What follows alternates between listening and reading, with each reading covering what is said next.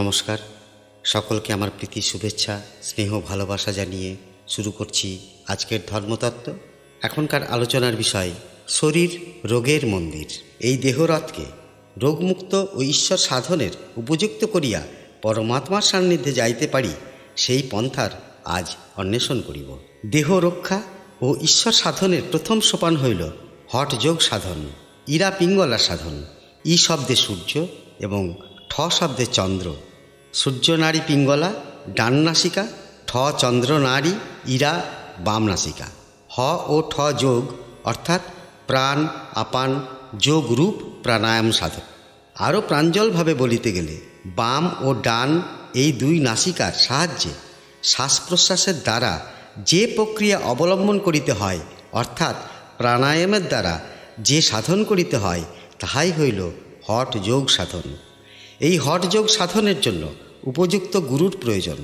বাক্যের দ্বারা ইহাকে বোঝাবার চেষ্টা করিলেও অনেকেরই বোধগম্য নাও হইতে পারে। তাই হঠযোগ সিদ্ধ উপযুক্ত গুরুর নিকট ইহার প্রয়োগ কৌশল স্বচক্ষে না দেখিলে বোধগম্য হইবে না। বাক্যের দ্বারা বর্ণনা করিলে ইহা সহজসাধ্য হয় না। তথাপি এই যোগ সাধন প্রক্রিয়া সাধনেচ্ছুক সাধকের অবগতির জন্য বাক্যের দ্বারাই কিছু বলিতে চেষ্টা করিব মাত্র। এই সাধন প্রক্রিয়া অবগত হইতে হইলে দেহ মধ্যগত সাধন জগতের কিছু শুভঙ্করী জানা প্রয়োজন। তাহা হইল ষঠচক্র ভেদ কথন। অগ্রে দেহ মধ্যগত স্থান নিরূপণ, পরে উহাদের সঞ্চালন। এসো সাধক, অগ্রে ষঠচক্রের স্থান নিরূপণ করি। পাঠক ধৈর্য হারাইও না, মন দিয়া অনুধাবন করো। বিষয়টি একটু জটিল, তাই রসশূন্য বলিয়া মনে হইতে পারে। ষঠচক্র অর্থাৎ 6টি চক্র, যথা মূলাধার, স্বাধিষ্ঠান, মণিপুর, অনাহত, বিশুদ্ধাক্ষ ও দ্বিতল। এইগুলিকে যেমন চক্র বলা যায়, তেমনি পদ্মও বলা যায়। যেমন মূলাধার চক্র, স্বাধিষ্ঠান চক্র, মণিপুর চক্র ইত্যাদি, তেমনি মূলাধার পদ্ম, স্বাধিষ্ঠান পদ্ম ও মণিপুর পদ্ম ইত্যাদি।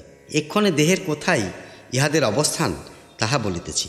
যথা মূলাধার পদ্মের স্থান হইল আমাদের দেহের গুহ্যদ্বারের উপরে ও লিঙ্গমূলের নিচে যে 4 অঙ্গুলি সমতল ভূমি আছে, তাহার নাম মূলাধার পদ্ম। মূল আধার, তাই এর নাম মূলাধার। অত্র বিশ্ব প্রকৃতির বীজ সমস্ত জীবনী শক্তির আধার, যথা জীবাত্মার অবস্থান। অত্র একটি পদ্ম বিরাজিত। এই পদ্মের 4টি পাপড়ি বা দল রহিয়াছে। ইহার রং অরুণাভ। এই 4টি দলে ব, তালবস্য, মধ্যস্ব, দন্তেস্ব অক্ষর অবস্থান করিতেছে। এই মূলাধার পদ্ম চতুষ্কোণ। ইহা পৃথ্বীতত্ত্ব নামে পরিচিত। এই পদ্মের কর্ণিকা অভ্যন্তরে চতুষ্কোণ মণ্ডলের মধ্যে শ্বেতবর্ণের শিবলিঙ্গ বিরাজিত। এই শিবলিঙ্গকে 3.5 প্যাচে আবর্তন করিয়া আমাদের জীবনী শক্তি অবস্থান করিতেছে। তাহার 2টি মুখ, একটি মুখ মৃত আর অন্য মুখটি সামান্য জাগ্রত। এই মুখ সামান্য জাগ্রত বলিয়া আমরা চলাফেরা করিতে, কথা বলিতে পারিতেছি। এই জীবনী শক্তির সাধন জগতের নাম কুলকুণ্ডলিনী শক্তি। ইহা মাতৃসাধকের নিকট মাতৃশক্তি, দুর্গা, কালী ইত্যাদি। কৃষ্ণ সাধকের নিকট ইহা রাধা শক্তি। ইহা ছাড়া লক্ষ্মী, সরস্বতী ইত্যাদি, যাহার যেমন ভাবনা। এই কুলকুণ্ডলিনী শক্তি যেহেতু 3.5 প্যাচে শিবলিঙ্গে অবস্থানরত, তাই আমাদের দেহখানার দৈর্ঘ্যও 3.5 হাত। এই মূলাধার পদ্ম চতুষ্কোণ। এখানে পৃথ্বীচক্র শোভা পাইতেছে।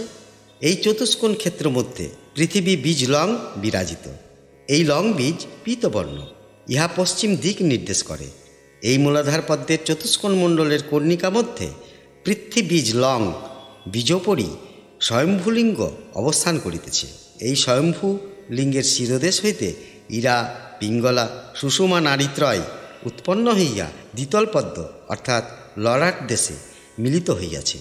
এই 3টি নারীর দ্বারদেশ একটি কপাট দ্বারা আবৃত আছে।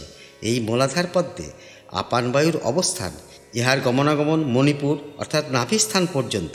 হঠযোগ সাধনের দ্বারা অর্থাৎ আসন প্রাণায়ামের দীর্ঘদিন অভ্যাসের দ্বারা ওই মেরুদণ্ডের মধ্যভাগ সুষুমা দ্বারের কপাট উন্মুক্ত হইয়া যাইবে।